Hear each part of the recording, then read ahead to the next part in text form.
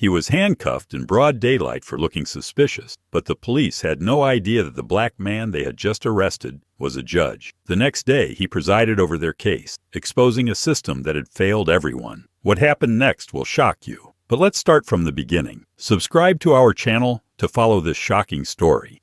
We're on a mission to reach 1,000 subscribers, and your support means the world to us. Help us hit this milestone by subscribing and sharing with your friends. Let's grow together.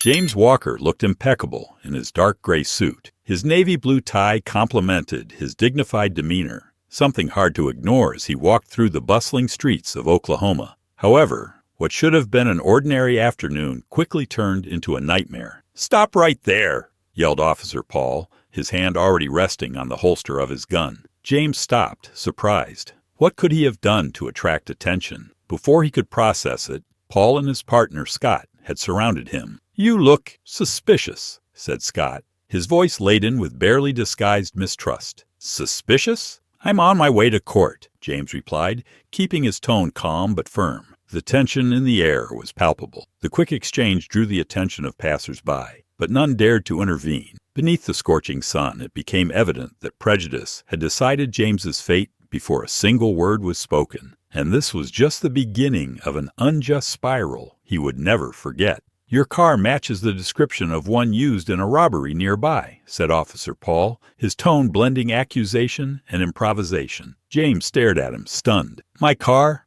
It's a black sedan, like thousands of others." He tried to argue, but Scott was already typing something into his radio, pretending to confirm information that clearly didn't exist. James knew what was happening. They were fabricating a narrative to justify the unjustifiable. "So, this is how it works?" he asked, trying to maintain composure. Every second tightened the psychological noose. A small crowd of onlookers began to gather, their faces reflecting disbelief at the absurdity of the situation. James still hadn't fully grasped the gravity of it all. He, a judge, was being incriminated using the very tactics he fought against in his courtroom. But what came next would make everything even more surreal. Despite the absurdity of the situation, James held his head high. "Can I reach for my wallet?" "It's in the inner pocket of my jacket," he said calmly, making no sudden moves. Even this measured action was met with mockery. "Trying to teach us how to do our job, huh?"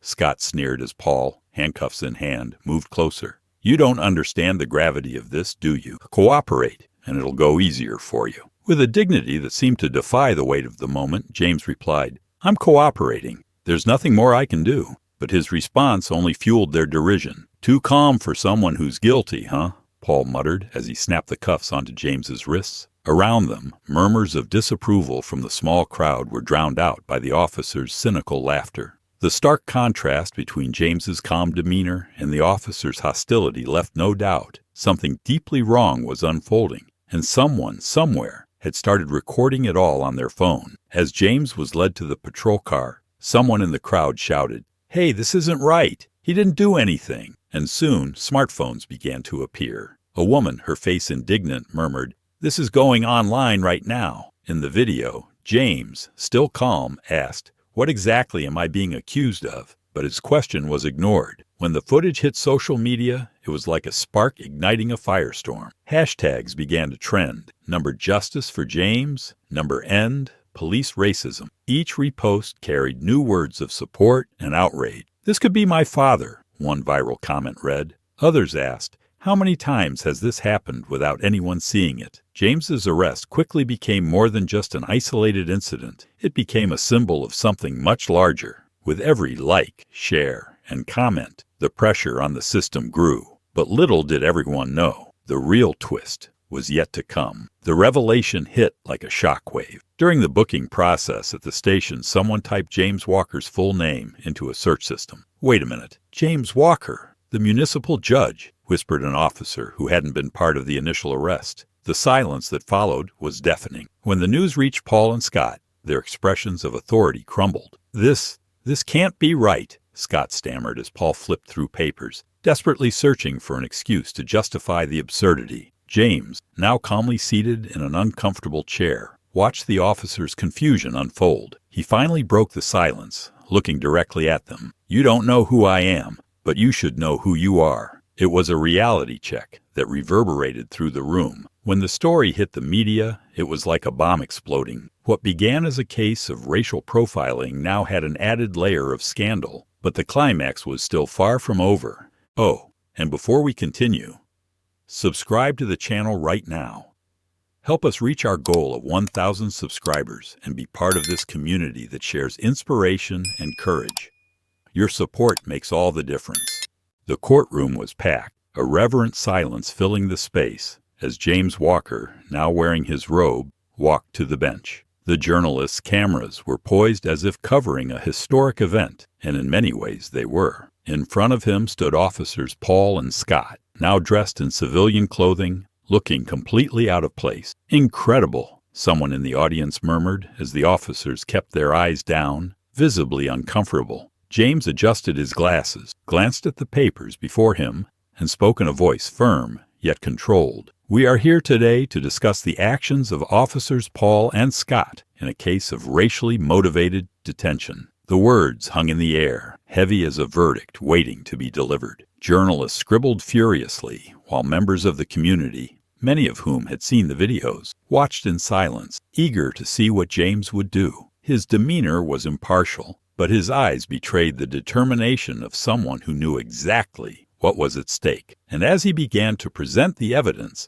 the tension in the room reached its peak. In court, James presented the evidence like a conductor, orchestrating a symphony of undeniable truths. First, the videos recorded by bystanders were played, each frame exposing the officer's prejudiced remarks and abuse of power. The room fell silent, except for the echo of the video. "Did you see that?" James asked, addressing the room. "This is what we mean when we talk about systemic racism." Witnesses were called to the stand, one by one, recounting in detail what they had seen that day. An elderly woman, visibly emotional, said, "I knew it wasn't right. That's why I recorded it. They were abusing him for no reason." Each testimony was a hammer blow to the officer's fragile defense. And when James pointed out glaring contradictions in Paul and Scott's statement, the atmosphere in the courtroom shifted. This case was no longer just personal. It had become a public expose of a practice many endure, but few can prove. The weight of this truth left everyone in the room uneasy, but eager for what was to come next. James Walker's case quickly transcended the courtroom, becoming a symbol of a much larger fight. During the hearings, he made a point to emphasize, "This is not just about me. This is about every person who has ever been silenced, discriminated against, or treated as less than human by a system that is supposed to protect them." The quote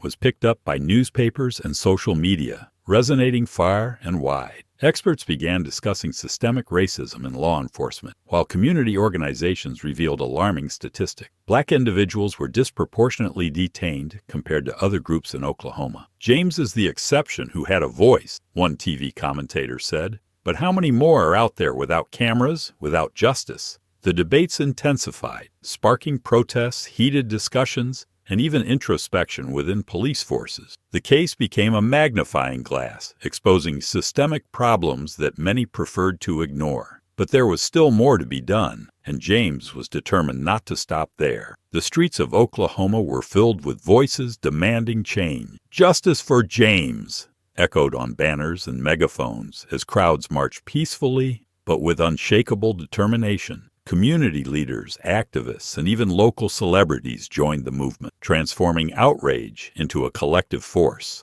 Although James couldn't directly participate in the protests, he became a symbol of resistance. In an emotional interview, he stated, "Change begins when we acknowledge that the problem is bigger than any one individual." Inspired by his stance, residents organized debates, educational events, and petitions demanding police reform. Young people, many inspired by the viral videos, also found their voices, bringing renewed energy to the fight for justice. But the question remained, was the system ready to respond to this unprecedented pressure? The winds of change were blowing strong, but the outcome was still uncertain. In the courtroom, James was the embodiment of composure. Though the weight of the experience still bore down on him, he maintained his professional demeanor. "This courtroom is a place for justice, not revenge," he declared firmly, his voice echoing through the packed hall. His words carried an authority that silenced any murmurs.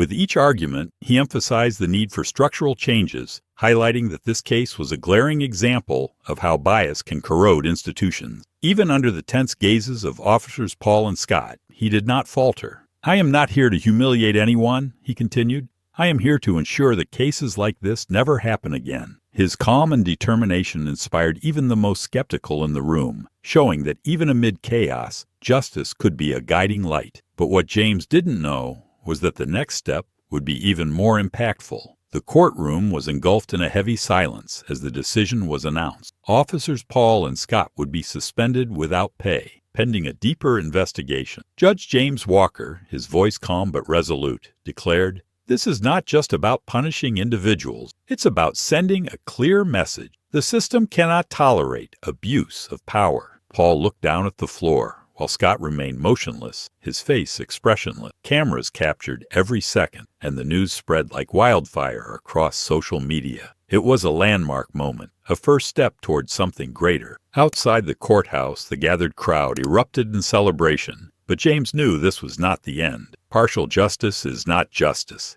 he commented in a later interview, emphasizing that the fight was far from over. The suspension was a significant blow, but the question lingered. What would come next to ensure real change was implemented? Days after the verdict, Oklahoma's police chief called a press conference. Standing before a sea of reporters and cameras, his expression was solemn, though there was a glimmer of regret in his voice. "I want to begin by acknowledging our mistakes," he said, pausing for a moment as though weighing each word carefully. What happened to Judge James Walker was a reflection of the systemic racism that persists in our institution. For that, we apologize, not just to him, but to the entire community. The apology was broadcast live, and reactions were mixed. While some saw the gesture as a step forward, others dismissed it as a public relations move. When James was asked about the apology, he responded with his characteristic calm. "Words have power, but actions speak louder. Let's see what comes next." It was a statement that left a clear message. Apologies matter, but concrete changes are indispensable.